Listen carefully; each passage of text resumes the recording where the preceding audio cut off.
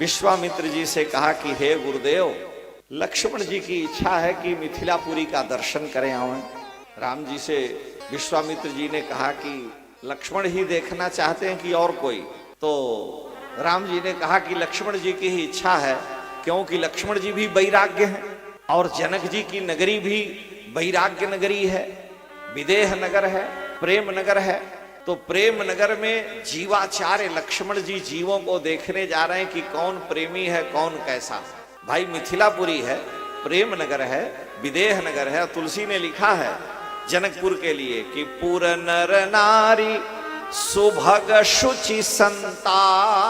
मिथिलापुरी के सभी लोग, हमने पहले ही कहा कि तुलसी ने कहा है कि अगर मैं अपनी जबान से अपने रामायण में एक अक्षर भी कोई इधर उधर की बात करूं तो शंकर साखी दे कर तो यह जीह गरो, मेरी जीभ गल जाए।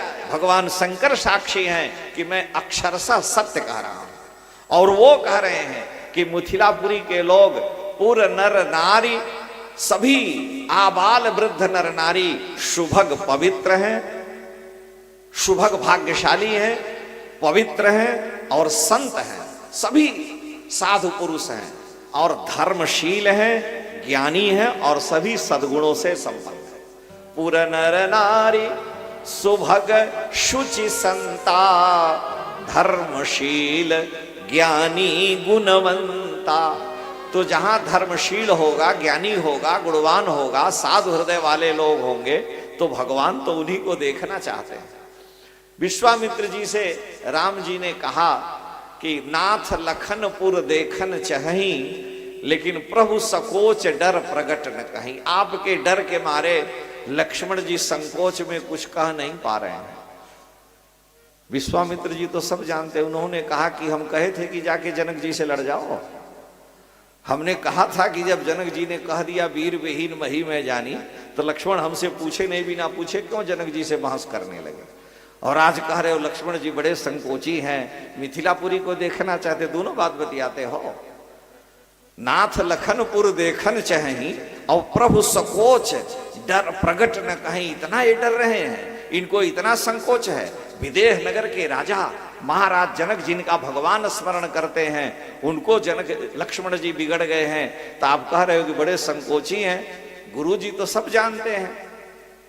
विश्वामित्र जी ने कहा कि अच्छा ये बताओ, ठीक है आप लक्ष्मण जी की वकालत कर रहे हो कि लक्ष्मण जी मिथिलापुरी देखना चाहते हैं, तो आप क्या कहना चाहते हो? राम जी ने कहा जो राउर आयसु में पाऊं तो नगर दिखाई तुरंत ले आऊं। आप आदेश दें, इनको मिथिलापुरी का हम दर्शन करा के तुरंत ले आएंगे। विश्वामित्र जी ने कहा तो आप कभी मिथिलापुरी आए हो? कहा नहीं। कहा देखे हो? कहा नहीं। तब गाइड का काम क्या करोगे? जब कभी मिथिलापुरी आए ही नहीं, देखा ही नहीं, तो कम से कम एक बार तो देखा होना चाहिए। तो कैसे आप करोगे? विश्वामित्र जी ने कहा आई नो अबाउट देम, मैं जानता हूं आपके बारे में कि आप कौन है।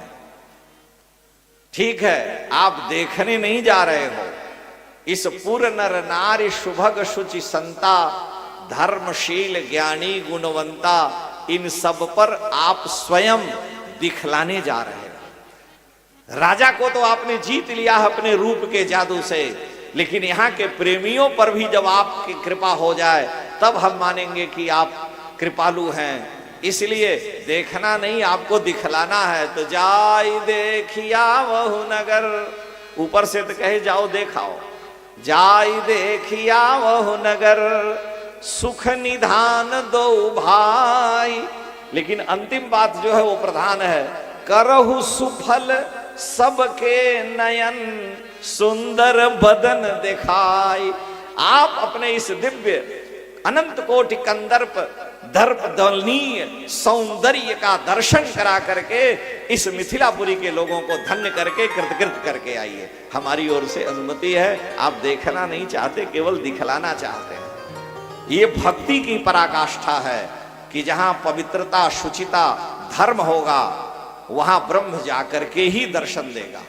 ब्रह्म को बुलाने की जरूरत नहीं है, परमात्मा तो प्रेम के बस में खिंचा चला आता है। केवल हमको अपने हृदय को शुद्ध निर्मल बनाना पड़ेगा।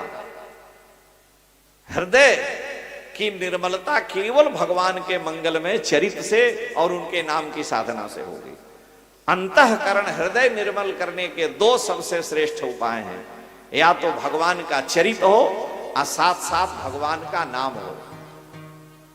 दोनों भाई गए मिथिलापुरी का दर्शन करने के लिए, तो सारे मिथिलापुरी के लोग तुलसीदास जी के एक एक शब्द की व्याख्या करें तो उसी में दिन भर लग जाएगा। तुलसीदास जी कह रहे मिथिलापुरी के लोग हैं कैसे। जब राम जी गए मिथिलापुरी देखने तो गलियों में ज्यों ही निकले तो लोगों ने सुन रखा था कि महाराज ने अपना स्पेशल महल जिनको रहने के लिए दिया है, जिसके रूप के वश में हमारे नगर के राजा हो गए। जब राजा को जीत लिया तो प्रजा को जीतना कौन बड़ी बात है। राजा ब्रह्मज्ञानी को जब अपने प्रेम के जादू में बांध लिया तो और लोगों को तो सरलता से। तो राम जी जब गए तो सारे लोग दौड़ पड़े कि आज रूप के जादूगर आए हैं, चलो उनको हम देख लें। हमने एक दिन आपको एक शेर सुनाया था ठाकुर जी का कि आओ प्यारे मोहना पलक झांपी लो तो ना मैं देखूं और वो ना कोई देखने दे। जो कुछ है कहीं आगे पीछे होगा सुधार लीजिएगा। तो ठाकुर को हृदय में बैठाना तो चाहता है व्यक्ति, लेकिन यहां कूड़ा करकट रखा है तो दामन झटक कर चल दिए वो और यूं कहते हुए कि हम कहां बैठे, यहां तो गैर हैं बैठे हुए, यहां तो कूड़े करकट तुमने रख रखा। लेकिन मिथिलापुरी के लोग कैसे हैं। तुलसी के शब्द हैं कि धाये धाम काम सब त्यागी, धाये धाम काम सब त्यागी, मनहु रंग निधि लूटन लागी, मनहु रंग निधि लूटन लागी। धाये मिथिलापुरी के सारे लोग धाये धाम काम सब त्यागी, मनहु रंक निधि लूटन लागी। रंक माने जिसके पास फूटी कौड़ी न हो, कुछ भी न हो। तो रंक माने जो एकदम खाली हो। और भगवान कहते हैं जब खाली होगे तभी मैं मिलूंगा, और जब तक दुनिया भर का प्रपंच पकड़े हो तो मुझको नहीं पा सकते। पहले खाली करो हृदय को और उसके बाद तो मैं आ ही जाऊंगा तुम्हारे हृदय में। और यदि यहीं पर तुलसीदास जैसे कहते हैं मम हृदय भवन प्रभु तोरा, तह बसे आई बहु चोरा, मान ही नहीं विनय निहोरा, एक करहि बहुत बर जोरा, कह तुलसीदास सुनु रामा, ये लूट ही सब धन धामा, चिंता यह मोहि अपारा, अपजस जनि होय तुम्हारा। तो भगवान आएंगे कैसे। हमने आंगन नहीं बुहारा तो ठाकुर आएंगे कैसे। कूड़ा करकट उसी में भरे हुए हो तो कम से कम हृदय रूपी आंगन को तो आपको निर्मल करना पड़ेगा। अब मिथिलापुरी के लोग कैसे हैं कि रंक हैं। तुलसी कह रहे हैं रंक माने उनके पास कुछ नहीं है, एक बात तिनका भी उनके पास नहीं है, इसलिए वो लूट रहे हैं। तुलसी कह रहे हैं कि धाये धाम काम सब त्यागे, मनहु रंक निधि लूटन लागी। मानो खजाना आ गया और रंक लूट रहा है। राम जी रूप के खजाने हैं और मिथिलापुरी के लोग रंक बन करके उस खजाने को लूट करके अपना अपना घर हृदय रूपी घर को भर रहे हैं। ये प्रभु की करुणा है। अच्छा, तुलसीदास जी के शब्द बड़े गजब के हैं। भागवत में देखिए जब भगवान ने बंसी बजाई तो गोपियां जहां जैसी थी वैसी दौड़ पड़ी। कोई वहां लिखा है जो ससुर को भोजन करा रही थी, कोई श्रृंगार कर रही थी, आधा श्रृंगार किया आधा छोड़ दिया। ससुर को भोजन कराई, वो पाए नहीं पाए चल दिया। कोई गाय को दूह रही थी, बर्तन छोड़ के चल दी। पहले काम छोड़ दिया उसके बाद घर से निकली। अरे भाई गाय आप दूह रहे हैं तो पहले बर्तन दूध छोड़ना छोड़ेंगे तब न घर से बाहर निकलेंगे। पति को भोजन करा रही है, अभी भोजन नहीं किए चल दी। तब गोपियों ने क्या किया, पहले काम छोड़ दिया और फिर घर से बाहर निकली। लेकिन तुलसी के शब्द देखिए कह रहे हैं मिथिलापुरी के लोग जब सुने कि रूप के जादूगर वो आए हैं, जिन्ह निज रूप मोहिनी डारी, किन्हें सब सकल नर नारी, तो वो तुलसी के शब्द देखिए कह रहे हैं धाये धाम काम सब त्यागे। पहले धाम छोड़े फिर काम छोड़े। गजब की बात है। अरे पहले काम छूटेगा तब न घर छूटेगा। पहले घर में जो काम है उसको छोड़ेगा तब घर से बाहर निकलेगा। तो गोपियों के लिए तो कहा कि भाई काम छोड़ दिया उन्होंने, घर में जो कुछ कर रही थी फिर घर से बाहर आई। लेकिन तुलसी या तो कुछ विचित्रता है तुलसी के शब्द में, और नहीं तो उटपटांग कैसे लिखेंगे। और तुलसी कह रहे हैं कि धाए धाम काम सब त्यागे, पहले धाम छोड़ा फिर काम छोड़ा। यानी मिथिलापुरी के लोग ज्यों ही भगवान के बारे में सुने कि वो रूप के जादूगर आए हैं तो तुरंत घर छोड़ दिया, और मार्ग में काम छूटता रहेगा। काम से तो छुटकारा पाना मुश्किल है, पहले घर तो छोड़ो, और घर छोड़ के निकलो तब तो ठाकुर मिलेगा ही। लेकिन हम लोग पहले सोचते हैं काम छोड़ें देखा जाएगा, एक काम है दूसरा काम है, लेकिन नहीं, पहले धाम छोड़ना पड़ता है और उसके बाद काम तो जब चाहिएगा अपने आप छूट जाएगा। लोग कहते हैं अरे महाराज साधु बनना कौन सर, 10 पैसे चंदन लगाइए 2 मिनट में साधु हो गए।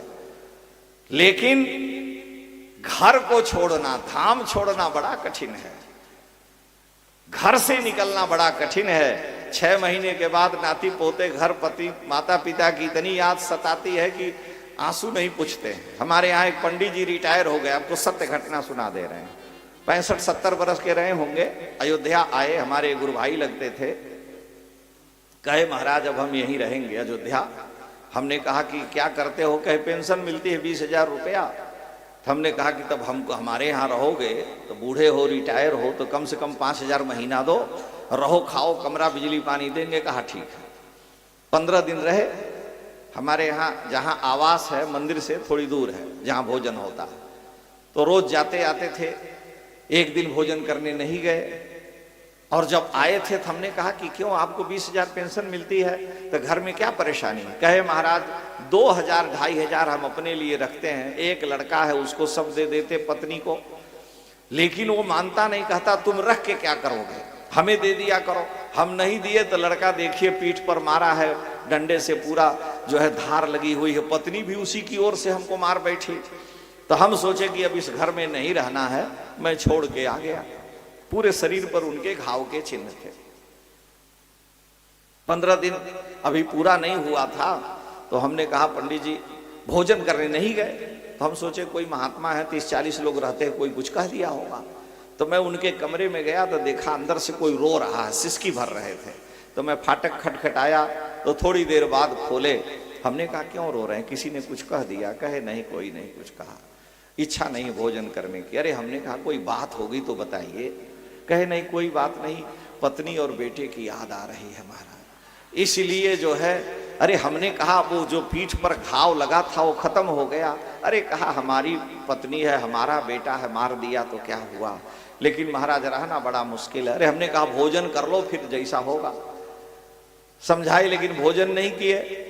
और हम सोचे कि जाएगा तो कुछ 2-4 रुपया दे के जाएगा, वो धीरे से भाग के निकल गया, आया ही नहीं, कुछ नहीं दिया। हमने कहा चलो हटाओ जाने दो। 5-6 महीने बाद फिर वो आगे झोली झक्कड़ लिए हुए। यथार्थ घटना मैं बता रहा हूं। 5-6 महीने के बाद आए तो एक हाथ में पट्टी बांधे आए और चोट वही थी दोबारा। तो कहे महाराज अब संकल्प लेते हैं, कभी नहीं जाएंगे, कुछ भी हो जाए। हमने कहा तुम संकल्प नहीं, गंगा में खड़े होकर कहो हमको तुम पर विश्वास नहीं है। तो हम अपने यहाँ उनको जगह नहीं दिए, तो एक बगल का आश्रम है उनके यहाँ गए। तो उन्होंने कहा कि पहले हमारे यहाँ 5,000 रख दो तब तुमको जगह देंगे। तो 5,000 वहाँ रख दिए और वहाँ रहे। एकादशी के दिन हमारे यहाँ फलहार करने आ गए। उनके आश्रम में एकादशी लोग नहीं करते थे, तो हमने कहा ठीक है एकादशी कर लीजिए। रोज हमारे आश्रम से नजदीक ही वो आश्रम है, हम जाते तो महात्मा जी महंत जी गेट पर हमें मिल गए। हमसे कहे कि आपका एक गुरु भाई आया था, बड़ा दुष्ट था, दिन भर कमरा में रोता रहता था, हम तो 5,000 पहले ले लिए, पता नहीं कहाँ चला गया। हम कहे फिर घर में गया होगा। कहने का तात्पर्य यह है कि जिसको 20,000 पेंशन मिल रही है और लात खाने के डंडा खाने के बाद भी घर छोड़ करके 6 महीना रह जाना बड़ा कठिन है। तो धाम का त्याग बहुत कठिन है, काम का त्याग तो हो जाएगा।